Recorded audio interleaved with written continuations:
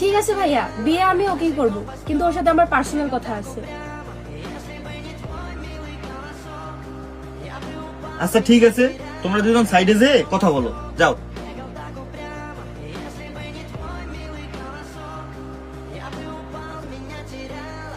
তো বলেন কি বলতে চাচ্ছেন? আমার 1 নম্বর শর্ত হচ্ছে আমি বিয়ের পর চাকরি করব। আর হ্যাঁ, আমি কিন্তু বিয়ের পর হাউসওয়াইফ হতে পারবো না, আমি স্বাধীন জীবন চাই। তো আপনি বিয়ের পর চাকরি করতে চান? হ্যাঁ, আমরা মেয়েরা কি ছেলেদের থেকে কম নাকি? ঠিক আছে, আপনি জব করিয়েন, আমি না হয় বাড়ি সামলাবো। কেন?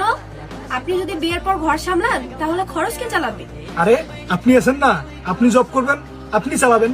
আরে আজব তো, আমি জব করবো আমার শখ পূরণ করার জন্য, আমি কেন আপনার সংসারে খরচ চালাবো?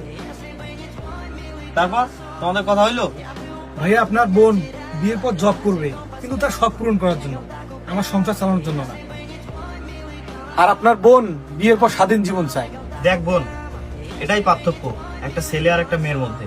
বোন, একটা কথা জানো কি, মেয়েরা যতই বেকার থাকুক না কেন, একটা সময় গিয়ে ঠিক একটা বড়লোক ছেলের সাথে তাদের বিয়ে হয়ে যায়। আর অন্যদিকে আমরা ছেলেরা যদি বেকার থাকি না, তাহলে তোমরা আমাদের সাথে চাকরের মতো ব্যবহার করো। আবার তোমরাই বলো আমরা মেয়েরা ছেলেদের থেকে কম নাকি?